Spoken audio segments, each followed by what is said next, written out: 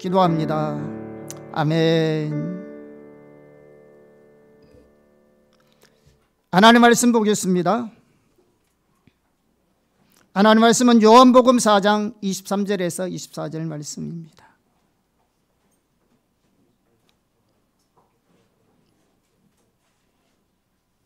같이 합독하겠습니다. 아버지께 참되게 예배하는 자들은 영과 진리로 예배할 때가 오나니 곧 이때라 아버지께서는 자기에게 이렇게 예배하는 자들을 찾으시느니라. 하나님은 영이시니 예배하는 자가 영과 진리로 예배할지니라. 아멘. 오늘 본문의 말씀은 예수님께서 직접 예배와 관련하여 하신 말씀입니다. 그래서 오늘 본문은 예배와 관련해서 매우 중요한 말씀입니다. 특히 주님께서 이 말씀을 통해서 신약 시대의 예배를 어떻게 드려야 하는지를 잘 보여주셨습니다. 하나님께서 기뻐하시는 예배를 한마디로 말하면 영과 진리로 드리는 예배라고 말하고 있습니다. 무슨 예배요? 영과 진리로 드리는 예배. 참다운 예배는 외부적인 모양이나 형식이나 장소에 있는 것이 아닙니다. 요한복음 4장에 보면, 전체적으로 보면 예수님과 사마리아 여인과의 대화 중에서 이 사마리아 여인이 예수님에게 뭐라고 말씀하시냐면, 우리 조상들은 대대로부터 이 산에서 예배하고 있는데 당신들은 예루살렘에서 예배한다고 들었습니다. 이렇게 물었을 때 예수님께서 말씀하시기를 이 산에서도 말고 예루살렘에서도 말고 하나님 앞에 영과 진리로 예배할 때가 온다고 말씀하고 있는 것입니다. 그런데 여기서 우리가 기억해야 할 중요한 요소가 하나 있습니다. 그것이 뭐냐면 그 당시에 예루살렘 성전은 성대한 예배가 드려지고 있었습니다. 예루살렘 성전에서. 그런데 이 예루살렘 성전의 규모가 어느 정도 됐냐 그러면 이 예루살렘 성전이 어마어마합니다. 학자들이라면 가로 세로 1마일, 가로 1마일, 세로 1마일, 그러니까 1.6km, 1.6km 크기가. 감이 오십니까? 예루살렘 성전이 헤롯이 46년 동안 지었다고요.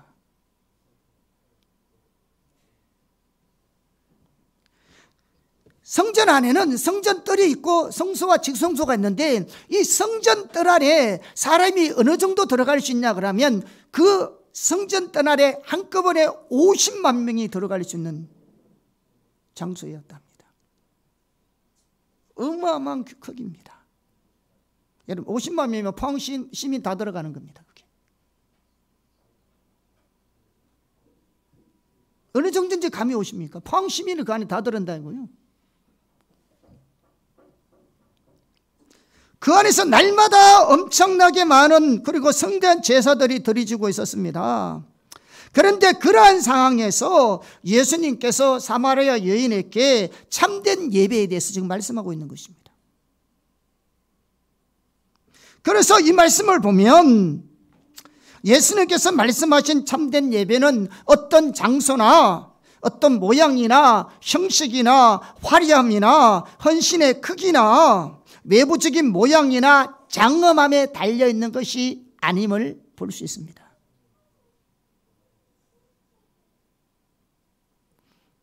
우리가 예배 드린 데는 교회 사이즈 상관없어요.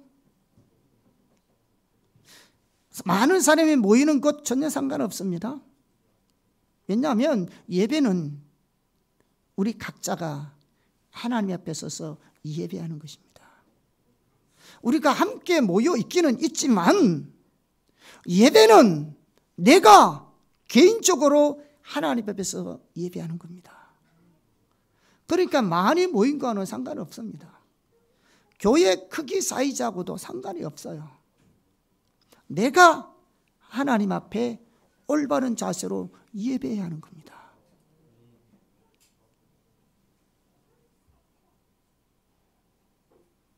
그래서 예수님께서 말씀하신 것은 예배라는 것은 외부적인 모양이나 형식이나 장소나 프로그램이나 얼마나 그런 것이 있는 것이 절대로 아니라는 겁니다. 그러면서 참된 예배는 뭐냐? 영과 진리로 드리는 예배라는 것입니다. 그래서 우리의 예배는 영과 진리로 드리는 예배가 너무너무 중요합니다. 왜 중요하냐?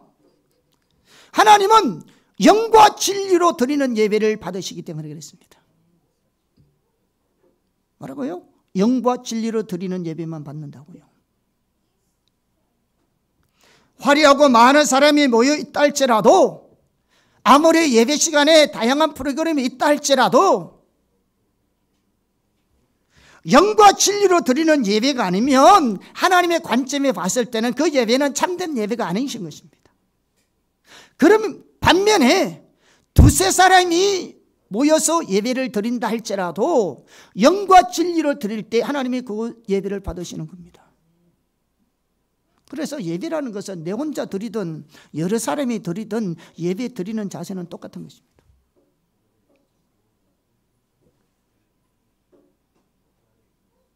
여러분, 우리 예배 중에 찬양과 경배가 굉장히 중요한 가치관 중에 하나 있는데요, 저는 개인적으로 여러분하고 우리 교회에서 드리는 예배나 다른 교회에 가서 여러 많은 사람이 모여서 드리는 예배나 따로 저 혼자 드리는 예배는 저는 똑같습니다.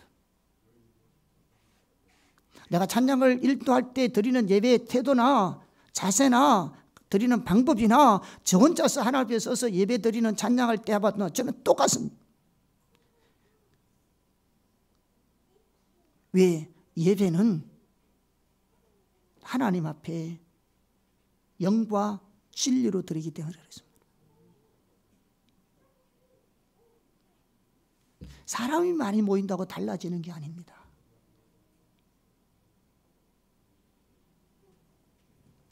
또한 영과 진리로 드리는 예배가 왜 중요하냐면 하나님께서는 영과 진리로 드리는 자를 찾으시기 때문에 그렇습니다. 하나님의 시선은 영과 진리로 예배하는 자에게 두십니다. 야, 오늘 하나님께서 얼마나 많이 모였나? 얼마나 하나님 앞에 성전 예배를 다 하나님, 그게 관심 절대로 없습니다. 하나님의 시선이 어디 있느냐? 영과 진리를 드리는 예배자를 찾으신다고요. 역대하 16장 9절에 보면 여호와의 눈은 온 땅을 두루 감찰하사 전심으로 자기에게 향하는 자를 위하여 능력을 베푸시나니. 하나님의 시선이 어디 있다고요? 하나님을 찾는 사람.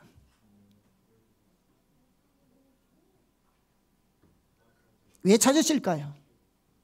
그 사람에게 은혜 베푸시고 그 사람에게 능력을 베푸시고 그분에게 자신을 나타내시려고.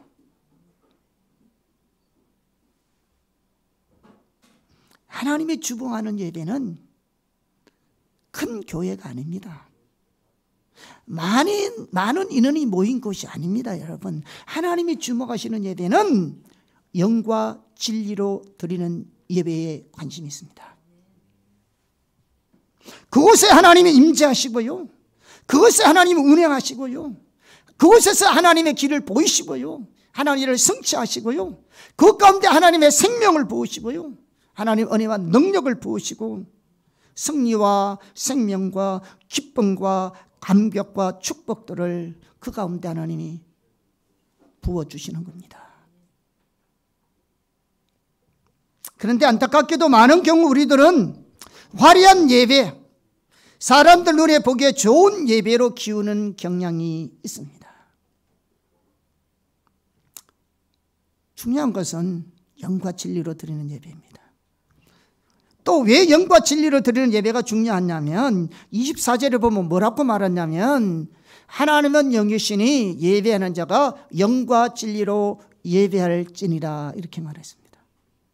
이 예배할 찐이라는 말은 예배해야 된다는 말입니다. 여러분 잘 알다시피 영어에 보면 이 머스트라는 단어를 써놨잖아요. 여러분 영어 잘 아시잖아요. 매우 강력한 표현이잖아요. 반드시 뭘 해야 된다는 말이잖아요. 그러니까 하나님의 관점에 봤을 때는 우리의 예배는 반드시 영과 진리로 드려야 한다는 겁니다. 반드시. 그래서 우리의 예배는 영과 진리를 드려야 합니다. 그래서 오늘과 다음 시간에 영과 진리로 드리는 예배가 뭔지를 살펴보겠습니다. 오늘은 진리로 드리는 예배가 뭔지를 살펴보고요. 다음 시간에는 영으로 드리는 예배가 뭔가를 살펴보겠습니다. 왜? 우리 예배가 참되어져야죠. 아멘. 자, 첫째, 진리로 드리는 예배는 성경이 말하는 그대로의 하나님으로 신뢰하며 드리는 예배입니다. 주님이 진리로 예배하라 하셨잖아요. 그럼 진리로 예배하는다는 무슨 말이냐 그러면 하나님을 신뢰하되 하나님을 성경이 말하는 그대로의 하나님으로 신뢰하고 예배드리라는 말입니다. 믿음도 마찬가지입니다. 믿음이 뭡니까? 믿음은 하나님을 신뢰하는 것이 믿음입니다. 그런데 하나님을 신뢰하되 어떻게 신뢰해야 되느냐면 성경에서 말씀하고 계신 그대로의 하나님이신 것을 신뢰해야 하는 겁니다. 하나님의 전능하신 분이면 전능하신 분으로, 사랑의 분이면 사랑의 분으로, 우리의 필요를 채우시면 필요를 채우시는 분으로, 우리를 치유하신 분이면 치유하신 분으로 성경에서 말씀하시는 그대로의 하나님이신 것을 신뢰하는 것이 믿음이고 그 신뢰하여 드리는 예배가 예배인 겁니다. 그게 진리로 드리는 예배예요. 이 우리 신앙은요, 아무리 경험이 중요한다 할지라도 먼저 하나님의 말씀이 우선입니다. 경험보다 하나님의 말씀이 우선입니다. 그 부분은 우리가 너무나 잘 압니다. 그런데 우리가 어떻게 생각하느냐 그러면요, 말은 경험보다도 말씀이 우선이라고 생각하는데 실제로는 우리가 그렇게 안 살아요. 그게 무슨 말이냐 그러면 우리가 때때로 이렇게 하잖아요. 이론적으로는 아는데 감정적으로 안 느껴지는 거, 그죠? 하나님이 나를 사랑하는 건 알겠는데 이게 마음이 안 와닿는 거잖아요.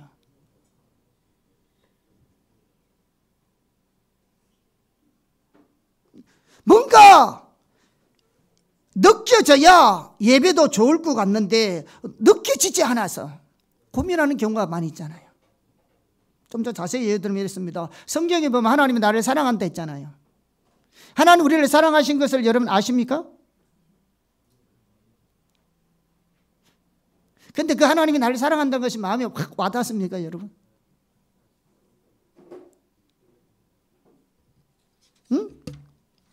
근데요, 성경에는 분명히 내가 어떤 모습으로 있든지 어떤 형편에 있든지 하나님 나를 사랑하신다는 것이 성경에 명백하게 있는데 이게 우리가 힘들고 어려울 때 보면 이게 마음에 확 안 와닿는 거죠.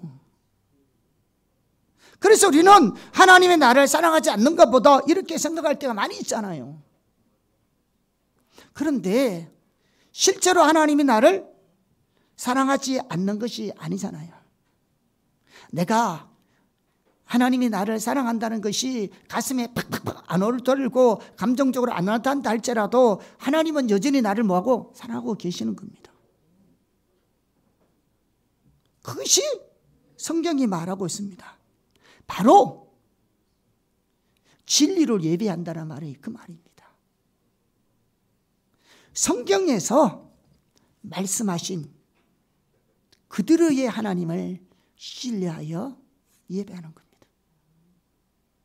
좀 더 제가 예를 들어 볼게요. 여러분, 누가 우리 의혹 중에서 누가 간이 나쁘다고 생각해 봅시다. 그래, 간이 있으기 필요해요. 그런데 그렇다고 여러분 하나밖에 없는 자식을 죽여서 그 자식의 간을 떼어다가 이웃에게 나눌 줄 자가 누가 있겠습니까? 누가 있겠어요? 말도 되지 않습니다. 그런데요, 하나님은 우리가 피조물인데도 불구하고요, 우리가 죄인임에도 불구하고요, 하나님 앞에 봤을 때는 미운 짓만 골라 함에도 불구하고요, 또 하나님과 원수되었던 우리임에도 불구하고 하나님은 자기 독생자를 아낌없이 우리에게 주셨습니다. 그리고 그 사랑이 하나님이 우리를 사랑한다고 표현할 수 있는 최고의 사랑의 표현이라고 말씀하고 있습니다. 하나님이 우리를 사랑한다고 말할 수 있는 표현은 그 이상 보여줄 수가 없어요.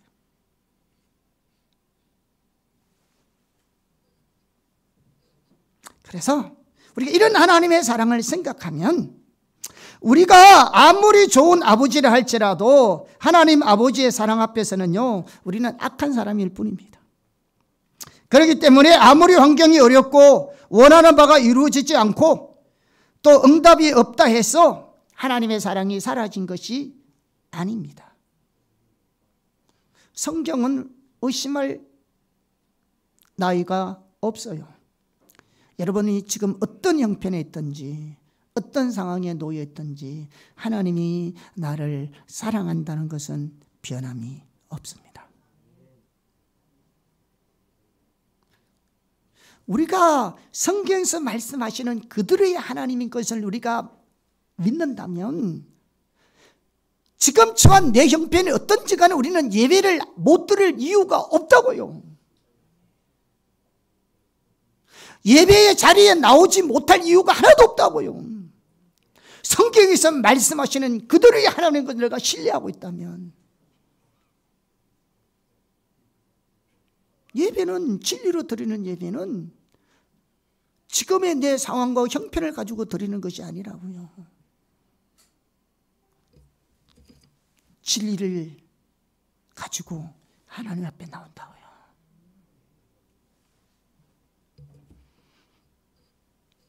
엘리 블랙아이 목사님이 쓴 하나님을 경험하는 책이 있습니다. 우리가 수요일마다 우리가 공부하고 있는데요, 너무나 귀한 책입니다. 여러분 책이라도 여러분 사서 한번 읽어보세요. 실제로 여러분 주님 따라가기 위해서는요, 십자가 보험과 하나님을 경험하는 사람들이 실제적으로 많이 필요합니다. 그 책에 보면 그 엘리 블랙아이 목사님이 자신의 외동딸의 이야기를 기록한 내용이 있어요. 제가 한번 읽어보겠습니다. 우리의 외동딸 캐리가 16살 때 암에 걸려서 화학요법과 방사선 치료를 받았습니다. 엘리 블랙아이 목사님에는 딸 하나밖에 없는데요, 16살 때 암이 걸렸어요. 우리는 캐리가 고통받는 것을 보면서 함께 고통을 받았습니다. 그렇죠? 가족이 다 고통을 받는 거죠. 어떤 사람들은 그와 같은 경험을 할 때 왜 하나님이 더 이상 사랑해 주시지 않느냐고 불평을 합니다. 집안에 어떤 어려움이 생기면 우선 우리 마음에 생각하기를 하나님 왜 우리를 사랑하지 않지? 반대로 뒤집어 보면 하나님 우리를 사랑한다며 왜 이런 일이 일어날까? 여러분 그런 경험이 있었습니까?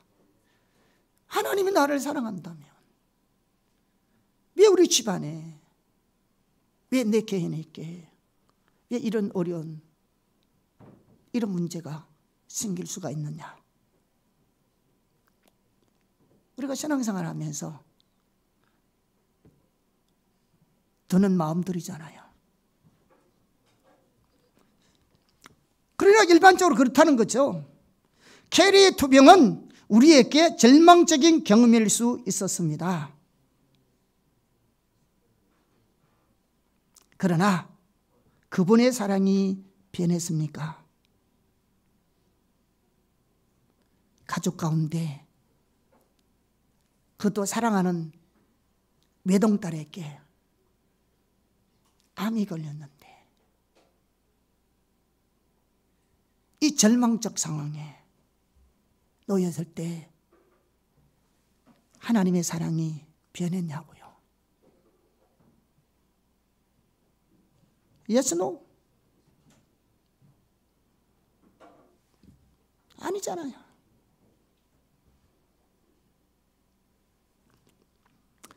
이런 상황에 처했을 때 하나님께 무슨 일이 일어나고 있는지 보여달라고 부탁할 수 있습니다. 그렇죠? 원망하고 불평하기 전에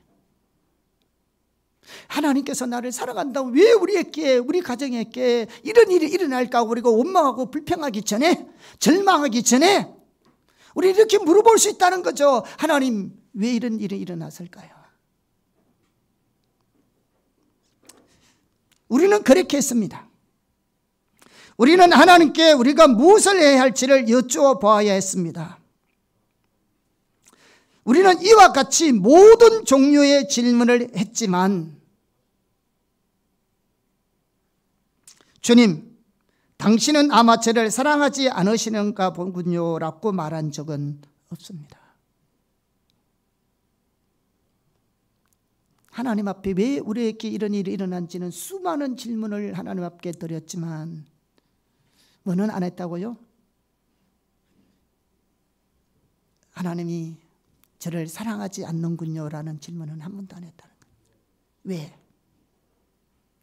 우리의 상황이 어떤 상황이든 간에 하나님의 사랑은 여전히 변함이 없으니까요. 여러분 기억하십시오.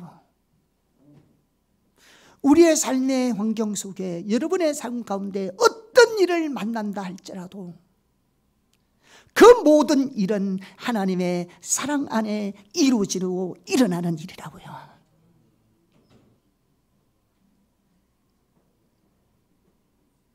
하나님의 사랑이 변한 것이 아니라고요. 하나님의 사랑이 변했기 때문에 일어난 일들이 아니라고요. 여전히 하나님의 사랑 안에 일어나는 일들이라고요.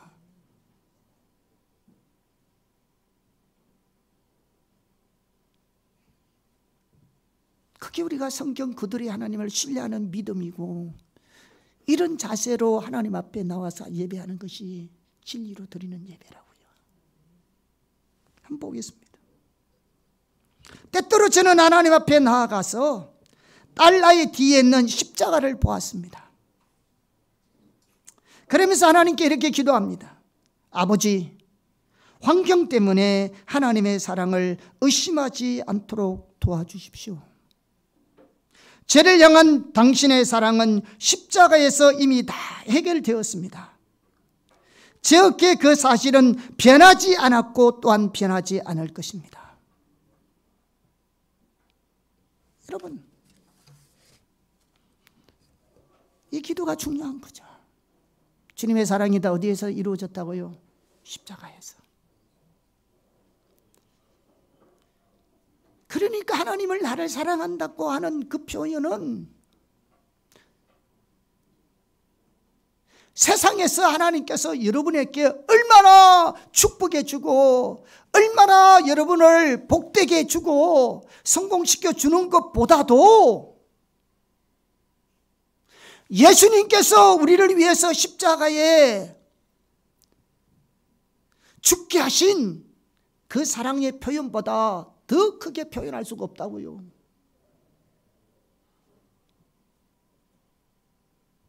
우리는 내가 잘 되고 행복하고 출세하고 성공하고 화려한 인생을 살 때 정말로 하나님 나를 사랑하는구나 이렇게 생각될지 모르지만 하나님께서 나를 사랑한다고 표현하시는 최고의 표현은 그게 아니고 하나밖에 없는 독생자 예수 그리스도를 우리를 위해서 십자가에서 내어주신 그 사랑만큼 큰 사랑은 없다는 겁니다. 여러분 이걸 생각하고 있어야 합니다.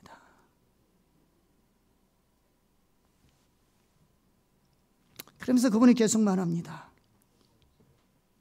이 기도는 하나님 아버지와의 사랑의 관계가 어려울 때 고비를 넘기도록 우리를 지켜주었습니다. 하나님의 사랑이 없임스러워질 때 우리를 그 하나님의 사랑을 의심하지 않도록 지켜줄 수 있는 것이 뭐냐? 십자가의 사랑을 보는 겁니다. 십자가.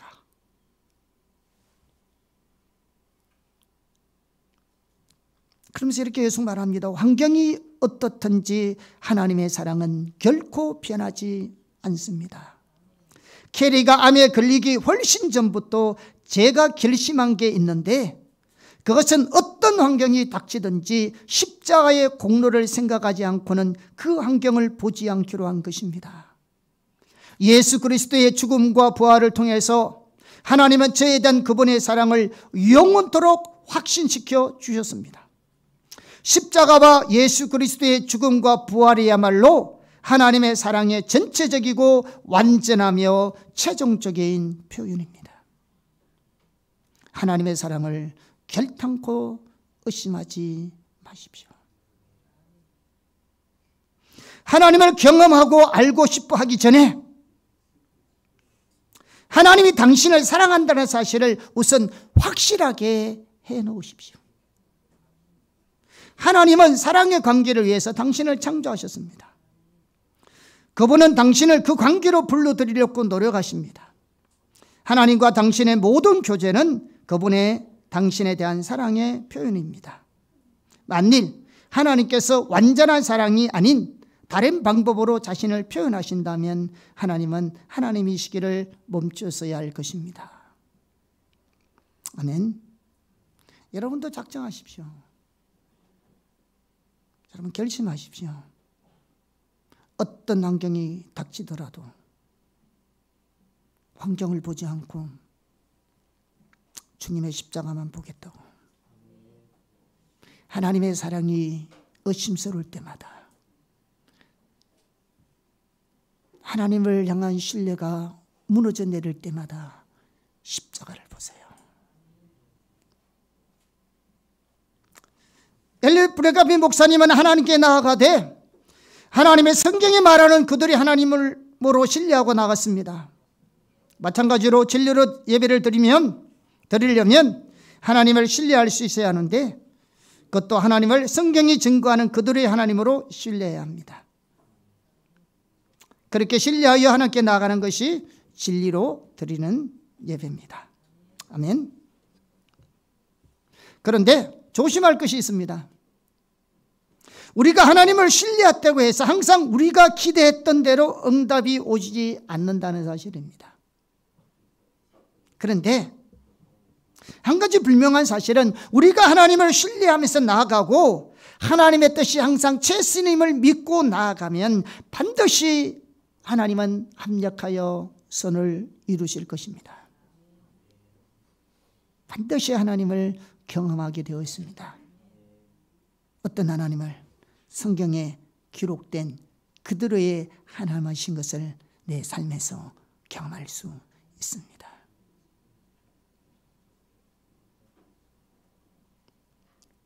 여러분 그렇잖아요. 성경에 있는 대로 안 믿는데 어떻게 내 삶 속에서 성경에 있는 그들의 하나님의 역사가 내 삶 속에 나타나겠어요? 신뢰하기를 축복합니다. 이게 믿음이고, 이런 믿음으로 나가는 것이 진리로 드리는 예배입니다.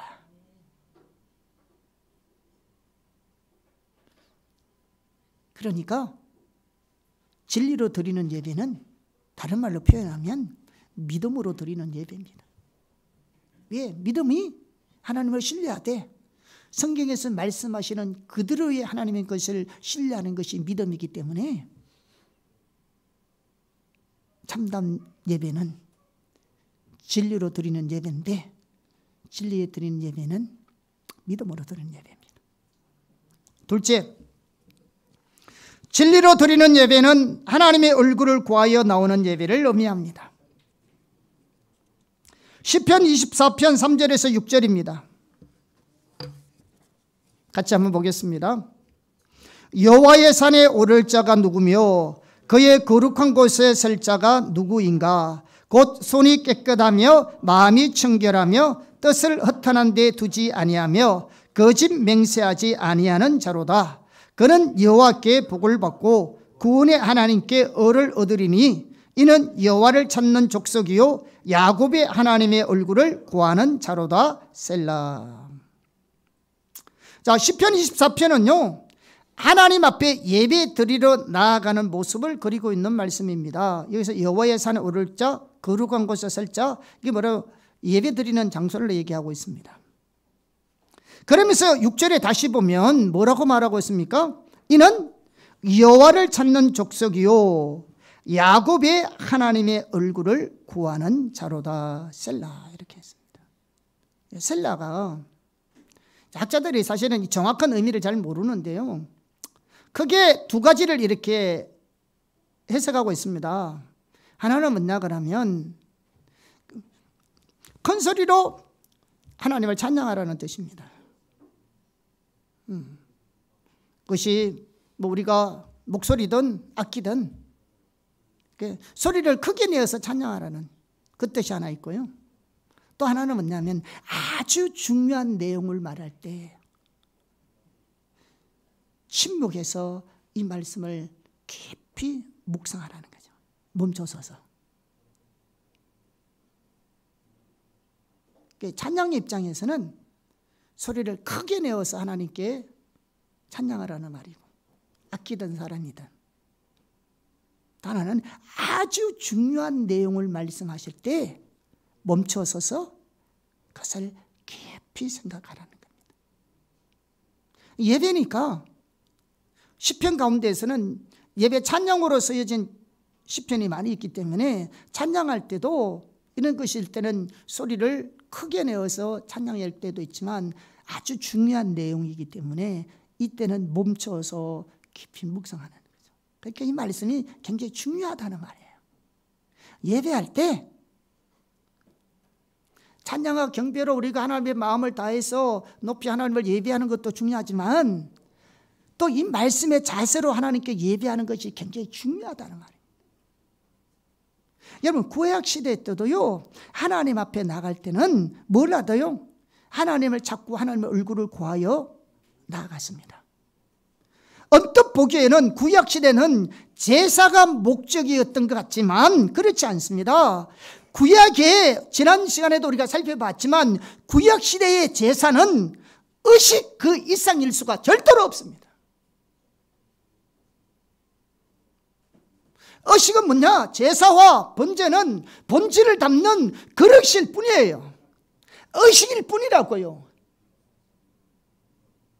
구약시대부터 하나님 앞에 예배를 나올 때 뭐하러 나오라고 해요? 하나님을 찾고 하나님을 구하여 나오라는 겁니다.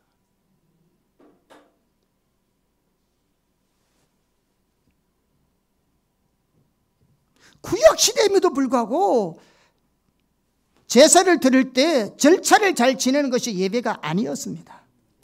어디까지나 제사는요 하나님을 알고 하나님을 사랑하는 본질을 담는 그릇에 불과한 것입니다. 구약시대 때부터. 그래서 하나님이 나올 때는 하나님을 찾아 나와야 합니다. 하나님을 찾는다는 말과 하나님 얼굴을 구한다는 말이 같은 의미입니다. 하나님을 찾는다는 말이 뭐냐? 여러분, 하나님 얼굴 구한다는 뭐냐? 성경에는 하나님 얼굴 구한다는 말이 나오는데요. 하나님 얼굴 구한다, 하나님을 찾는다. 그 말이 무슨 말이냐면 하나님을 찾는다는 말은 하나님 그분 자신을 찾는다는 말입니다. 하나님 그분 자신을 찾는다는 말이 무슨 말이냐? 인격자신 하나님 그분을 더욱 알기를 구하고 사랑하기를 구하여 나가는 겁니다.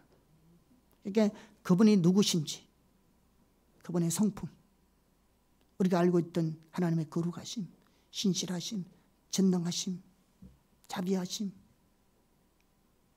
뭐 등등 이런 우리가 알고 있는 성경에서 말하는 하나님 그분이 진짜 누구인지를 알기를 구하여 예배하러 나오는 겁니다.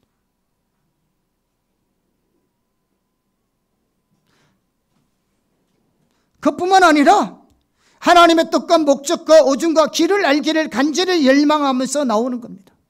이런 자세로 하나님을 나오는 겁니다. 왜? 우리의 예배는, 우리의 신앙은 실제이기 때문에 실제로 내가 진리로 알고 있고 이론으로 알고 있던 것이 예배를 통해 실제적으로 그분을 알기를 구하는 겁니다. 알게 해달라고. 여러분, 우리가 하나님의 사랑을 안다 할지라도 우리가 평생을 두고 내가 태어나서 죽을 때까지 하나님의 사랑에 대해서 안다 할지라도 그 사랑을 얼마나 알까요?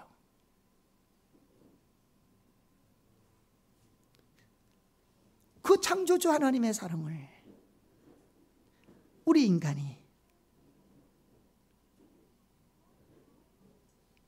일생을 두고 안다 할지라도 알면 얼마나 알까요? 그러니까 이 한 가지만 우리가 알기를 원해도요, 평생을 알아도 다 뭐하는 것입니다.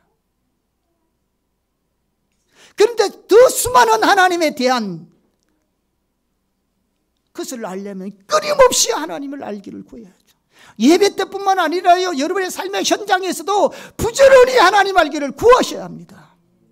이 환경 속에서 하나님도 알게 해주세요. 이 문제 가운데도 하나님을 더 알게 해주세요.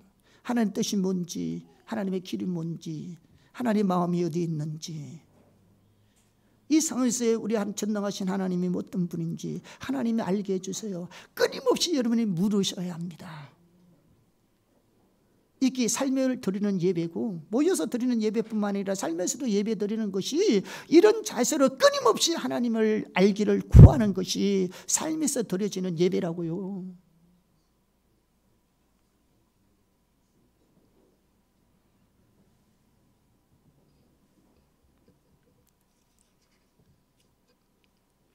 따라서 우리가 이런 자세로 예배 드리는 것이 예배라고 생각하면, 하나님께 제사나 예배 잘 드리면 하나님께서 내가 원하는 것을 주시겠지라는 생각이 얼마나 잘못된 것인가를 여러분 알 수 있을 겁니다.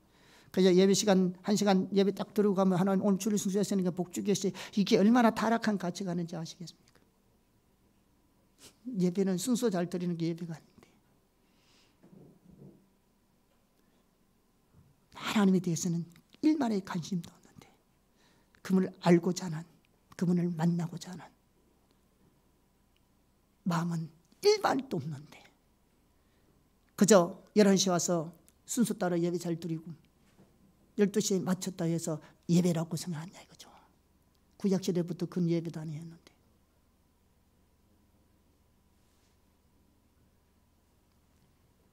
제사와 예배는 하나님께 감사하고 그분의 영광과 성품과 뜻과 목적과 길을 알기를 구하고 사랑을 구하는 표시로 드리는 의식입니다. 이런 의식을, 이런 사랑의 본질을 통해서 담아서 드리는 겁니다. 다시 말하면 하나님을 향한 찬양과 감사와 감격과 경외함의 표현이 예배입니다. 시편 50편 13절에서 15절입니다.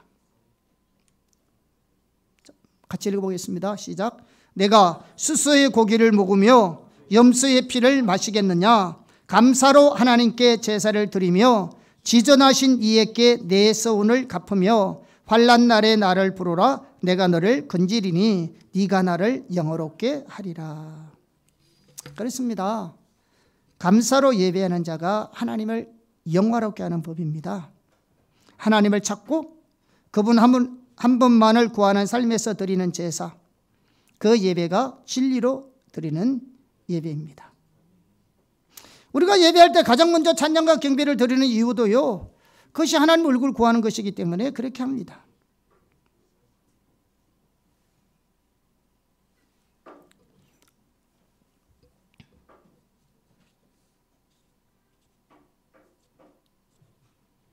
예배로 나간다는 말은요, 하나님을 찾아서 나가는 것인데요, 이것은 우리 신앙의 모든 면에서 참 핵심적인 것입니다. 우리가 올바른 섬김, 세상을 이기는 삶, 또 하나님과 친밀한 교제, 하나님과 동행하는 삶을 위해서도요, 끊임없이 뭐냐? 하나님 얼굴 구하여 나가야 합니다. 이거는 누구도 예외가 없습니다. 우리의 예배는 하나님과의 만남입니다.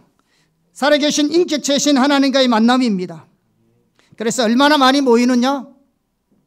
얼마나 어느 계층의 사람이 많이 모이느냐? 아무도 중요하지 않습니다. 하나님 얼굴 구하여 나와야 합니다. 우리 개인이. 내 한 사람 한 사람이. 우리가 하나님 얼굴 구하여 나오면 하나님의 자신의 목적과 길과 자신을 우리에게 계시하십니다. 하나님께서 우리 가운데 운행하시고 만나주시고 또 우리는 하나님을 더 알아서 하나님을 더 신뢰할 수 있고요. 하나님의 행하심에 함께 동참할 수 있습니다. 아멘. 그런데 하나님을 구하여 나오는 예배를 방해하는 요소가 있습니다. 우리가 하나님께 예배할 때요, 예배할 때 방해하는 요소가 있는데요. 첫째는 죄책감입니다. 수많은 사람들이 하나님 앞에 나올 때요, 죄책감 때문에 못 나옵니다. 여러분, 죄책감이 얼마나 잘못된 신앙인지 아세요? 여러분, 혹시 죄책감 가지고 본 적이 있습니까? 혹시 죄책감 때문에 하나님 앞에 기도하지도 못하고 예배하지 못한 적이 있습니까? 전형적인 율법주의고요, 거짓 신앙입니다. 우리는 하나님 앞에 나올 때 우리의 의로 나오는 것이 아니고요, 철저하게 주님의 십자가 보혈의 공로만을 믿음으로 의지하여 은혜의 보좌 앞에 나오는 겁니다. 그거 외에 주님 앞에 나오는 거 없습니다. 절대로 잊으면 안 됩니다. 그러니까요, 교회 나오기 전에 누가와 싸웠다 할지라도 예배로 나와야 돼요. 오늘 싸워서 오늘 기분 나빠서 오늘 예배 못 드리겠다. 여러분, 그러면 안 돼요. 싸워도 오셔야 돼요. 왜? 우리 그거 가지고 하나님께 예배 드리러 오는 건 아니잖아요. 주님의 십자가 보혈의 공로를 의지하여 하나님 앞에 와서 예배하는데. 아멘. 또한 분주함과 조급함입니다. 예배하러 오는데요, 많은 사람들이 우리가 하나님 얼굴 구하여 나오는데 예배를 집중하고 하는데 방해하는 것이 뭐냐면 이 조급함이에요. 예배 빨리 끝나고 가서 할 얘기 많기 때문에 조급해요, 예배하는데. 그러면 절대로 여러분 하나님의 임재를 경험할 수 없습니다. 여러분, 예배할 때 조급함이 있다는 것은요, 우리가 하나님의 사랑에서 떠났다는 증거입니다. 여러분. 왜 그런지 아세요? 예를 들어 보세요. 여러분, 연애할 때를 생각해 보세요. 사랑하는 여인과 만나서 데이트한다고 만났어요. 한 30분 지나서. 그런데 뭐랄까요? 3년 지났는데 아우 지루하다. 이거 빨리 헤어져야 되겠다. 여러분, 이런 마음이 든다면 여러분, 그 사람 사랑하는 사람이요, 별로 안 좋아하는 사람이요.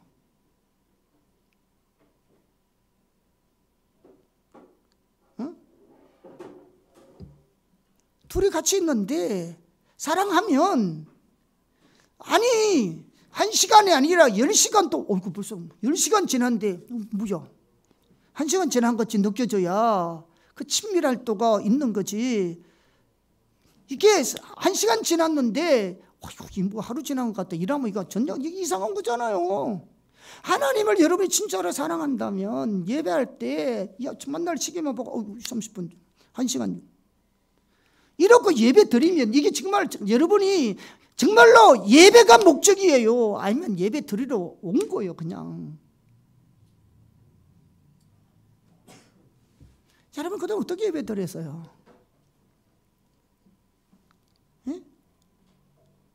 가서 빨리 뭘 해야 될 것이 있어서 분주함 때문에 우리가 집중하여 하는 게 예배 드리지 못하는 경우가 얼마나 많습니까? 제가 늘 우리에게, 여러분에게 늘 우리가 매 기수마다 지체들마다 강조하는 것 중에 하나는요, 아무리 과제가 많고 여러분 해야 될 업무가 많다 할지라도 예배를 왔을 때는 하나님 앞에 집중하여 예배드리라고. 예배 실패하고 가면, 하나님 만나지도 못하고 가면 여러분이 해야 될 그 일들이 여러분의 노력만 남는 거예요.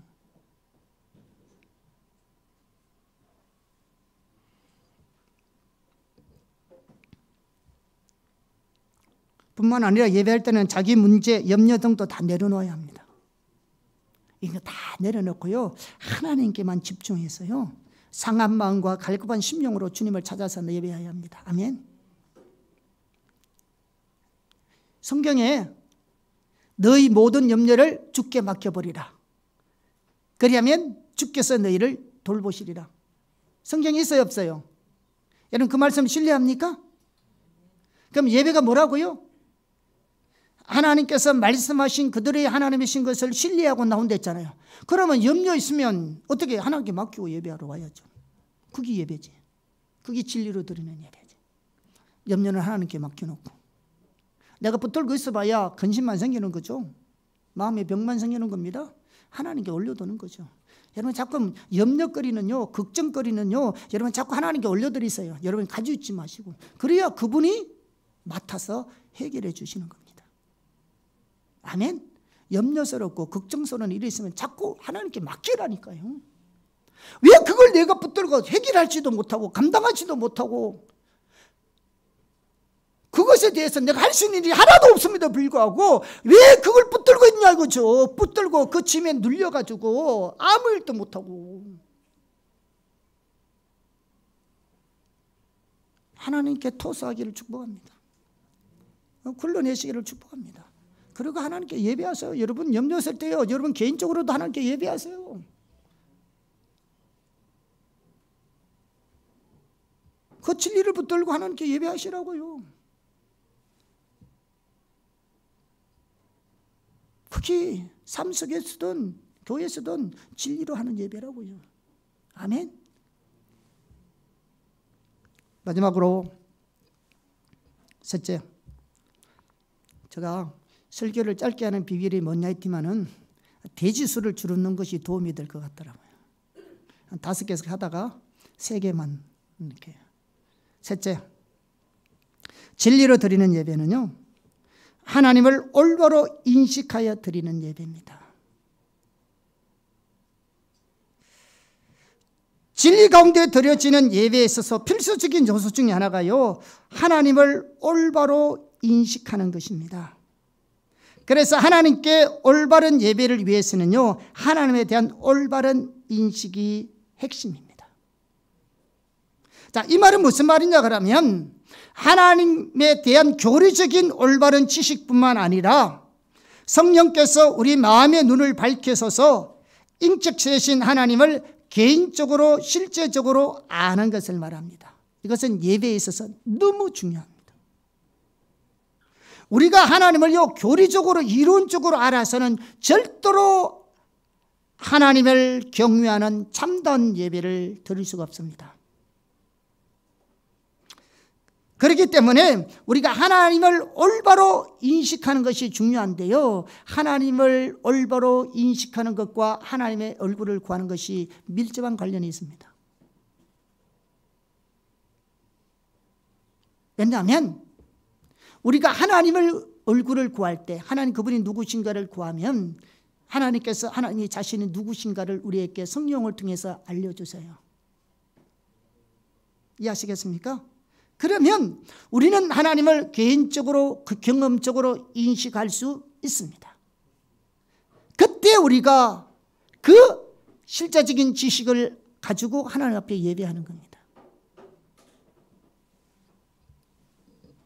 그런 예배와 이론적인 예배는 다릅니다. 이론적인 예배는 형식적일 수밖에 없습니다. 프로그램에 치우칠 수밖에 없습니다. 자, 예를 들어 볼게요. 제가 성경에 있는 예 2가지만 들고 마치겠습니다. 첫 번째 하나는 뭐냐, 요한복음 20장 24절과 28절에 보면 예수님이 부활하시고 난 후에 제자들과 함께 모여 있었을 때에 나온 이야기입니다. 그때 예수님의 제자였던 도마에 대한 얘기가 나오는데요, 예수님께서 부활하시고 난 이후에 제자들에게 나타나십니다. 그런데 그때 도마는 그 자리에 없었어요. 그래서 동료 제자들로부터 예수님이 부활하셨다는 사실들을 전해 들었습니다. 예수님의 부활 소식을 들은 도마는 뭐라고 말합니까? 우리가 잘 알다시피, 내가 예수님의 손에는 못짝을 보고 내가 그 손에 내 손으로 그 손에 넣어보고 만져보고 예수님의 그런 못자국을 옆구리에 내가 넣어보기 전까지는 그 사실을 믿을 수 없다고 반박을 합니다. 며칠 후에 예수님께서 다시 제자들에게 찾아오셨어요. 그리고 도마에게 자신을 나타내시면서 그 손가락을 손을 내밀면서 야, 저 봐라. 그럼 만져봐라. 옆구리를 보이면서 야, 너 손 한번 넣어봐라. 이 말씀하셨어요. 예수님은 부활하신 자신의 모습뿐만 아니라 도마가 전에 제자들에게 한 말을 또 다 들으시고 그렇게 말씀하신 거잖아요. 그래서 도마가 어떤 일을 합니까? 예수님 앞에 납작 엎드려서 이렇게 말합니다. 나의 주님이시오 나의 하나님이십니다. 여러분, 하나님에 관한 올바른 인식이 하나님을 예배할 수 있습니다. 예수님이 도마에게 뭐라 하셨어요? 너는 본고로 믿느냐 보지 않고 믿는 자가 더 복되다 했습니다. 우리는 하나님을 실제로 인식하는 만큼 참다운 예배를 하나님께 드릴 수 있습니다. 그래서 모세도 하나님의 영광을 보았을 때 하나님 앞에 납작 엎드려서 하나님을 경배했고요. 이사야도 하나님의 영광을 보았을 때 하나님을 참으로 예배했습니다. 하나님에 대한 올바른 인식은 하나님을 경외함으로 드리는 예배, 찬양과 경배 등 우리 예배의 모든 면에서 가장 중요한 부분입니다. 그래서 우리가 주님을 구하여 나와야 한다고요.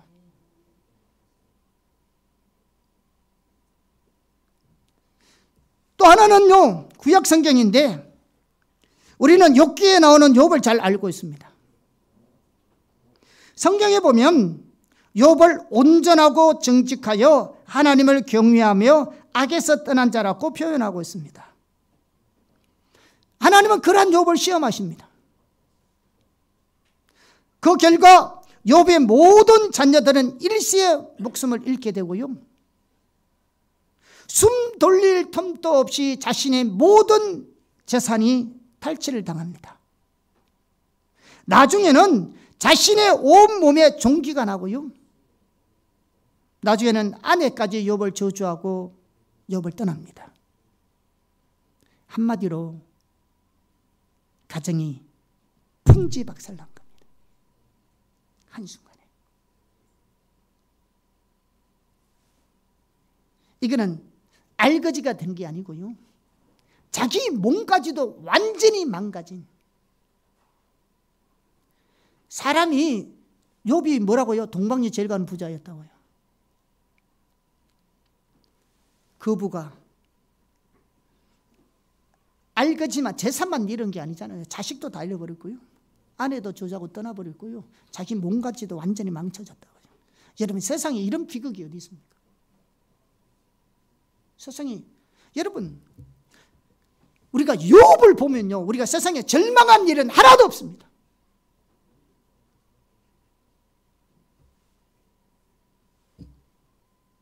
욥을 본다면 세상에 절망할 일이 하나도 없다니까요. 욥이 어떤 분이라고요? 온전하고 정직하여 하나님을 경외하며 악에서 떠난 자라고요.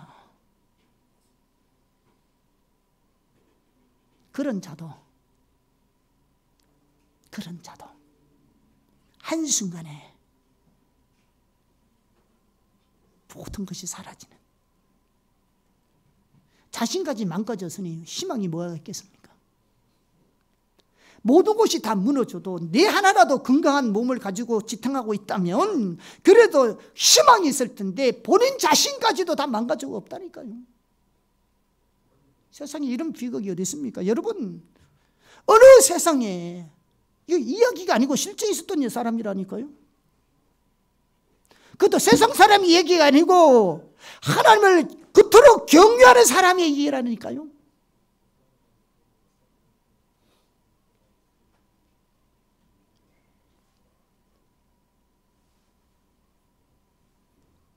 자, 그런데 이런 일을 당할 때 친구들이 찾아오잖아요. 그런데 욥의 세 친구들이 욥에 찾아와서 뭐라고 말하냐 그러면 이론은커녕 숨겨진 죄가 있다고 회개하라고 다그치는 거죠.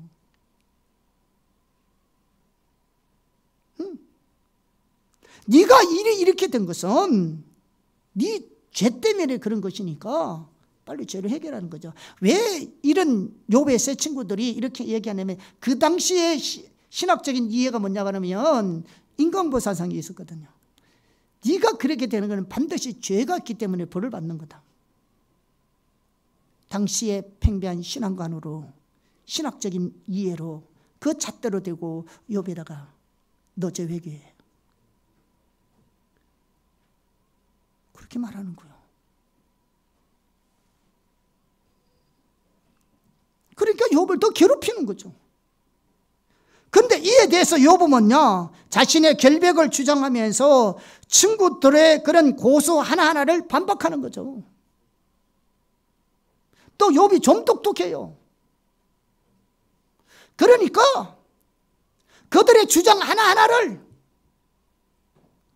다 반박하는 겁니다. 그러면서 하나님께 대한 불평을 쏟아놓는 거죠. 이게 욥기서 전체의 얘기입니다. 그런데요, 욥기서 마지막 장을 보면요, 욥이 하나님을 알게 됩니다. 다시 말하면 하나님을 만나게 됩니다. 이론적으로만 알았던 하나님을 개인적으로 알게 됩니다. 하나님의 영광을 보게 됩니다. 쉬운 말로 하나님을 실제로 인식하게 됩니다. 이론으로만 알았던 그 하나님을 실제로 그 하나님을 만나게 되고 그 하나님을 인식하게 됩니다. 그러자 그는 여러 가지 신학적인 지식을 가지고 자기를 변호해온 자신의 태도가 얼마나 잘못되었는지를 고백합니다. 그 성경 구절이 욥기 42장 3절입니다. 한번 보겠습니다. 시작. 무지한 말로 이치를 가리는 자가 누구니까? 나는 깨닫지도 못한 일을 말하였고 스스로 알 수도 없고 헤아리기도 어려운 일을 말하였나이다. 무슨 말인지 아십니까?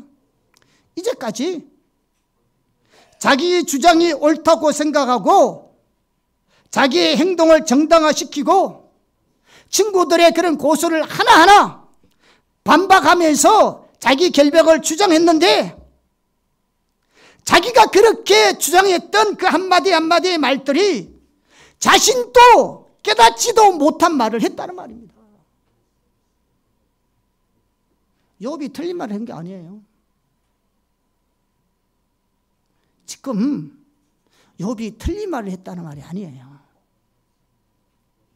지가 하고 있는 말도 무슨 말인지 알지도 못하고 말했다는 겁니다.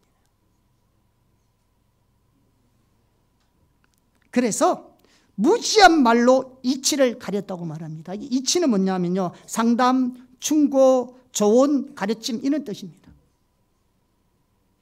그러니까 이치를 가렸다는 말은 자기가 제대로 깨닫지도 못하고 상담하고 충고하고 조언하고 가르쳤다는 말입니다.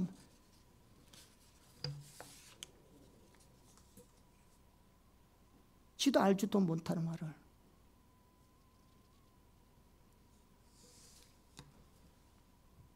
틀린 말을 가르쳤다는 게 아니에요. 하고 있는 지 말도 무슨 말인지 모르고 가르쳤다는 거죠. 그뿐만 아니라요, 자신이 옳다고 주장하고 변호하고 있는 말조차도 알지 못해서 깨닫지도 못하면서 그런 말을 함부로 했다는 말입니다. 그 말이에요. 왜 이런 일이 일어난지 아세요?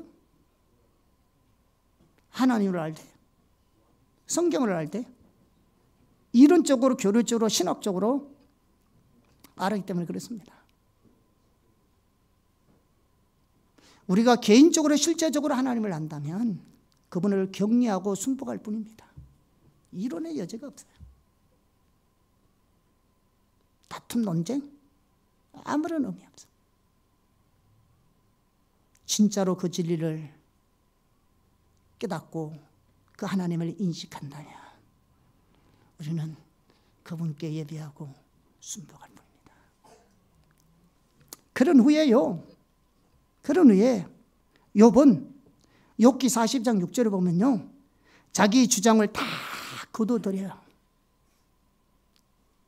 자기가 그렇게 논리적으로 반박했던 모든 주장을 거둬들이고 제 가운데 티끌과 제 가운데 앉아서 하나님 앞에 회개합니다. 다시 말해서 그 상황에서 그는 하나님을 참으로 예배합니다. 우리가 하나님을 실제적으로 알고 인식하는 만큼 참된 예배를 하나님 앞에 드릴 수 있습니다.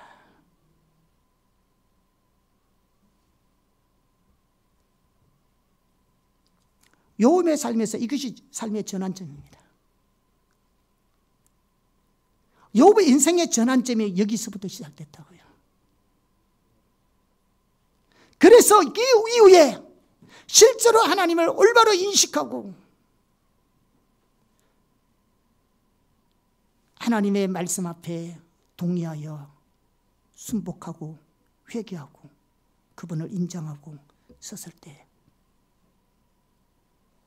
하나님이 욥이 다시 회복되는 겁니다.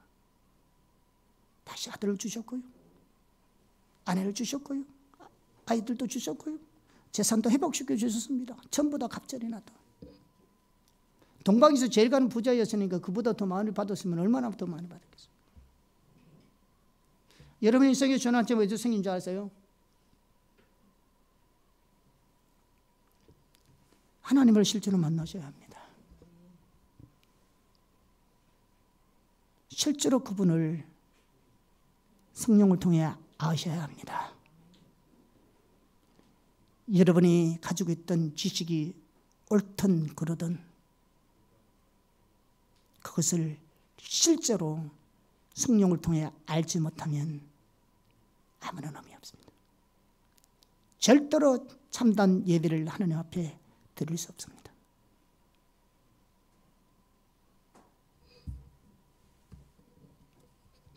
우리 안에 지식이 뭔데요? 우리가 알면 얼마나 알나요?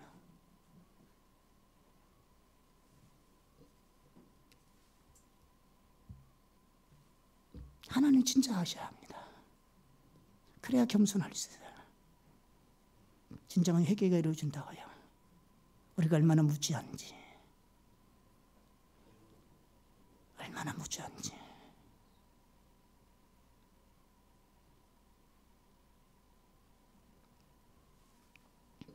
우리는 십자가상에서 우리를 용서해 주신 주님의 사랑을 조금이라도 안다면 욥처럼 제 가운데 엎드려 낮아질 것이고요, 주님을 예배할 것입니다. 거기에 참된 예배가 있고요, 거기에 하나님의 눈이 머물 것이고요, 그곳에 하나님이 임재하시고요, 은혜를 부으시고요, 주의 영광을 드러내시고요, 하나님의 생명이 넘칠 것입니다. 아멘. 하나님께서는 이렇게 진리로 드리는 예배자를 찾으십니다. 진리로 드리는 예배란 하나님을 신뢰하며 예배하되 하나님을 성경이 말하는 그들의 하나님으로 신뢰하며 드리는 예배입니다. 또한 하나님의 얼굴을 구하여 하나님께 나오는 예배입니다. 그리고 하나님을 올바로 인식하여 드리는 예배입니다. 우리 모두는 진리로 이렇게 드려지는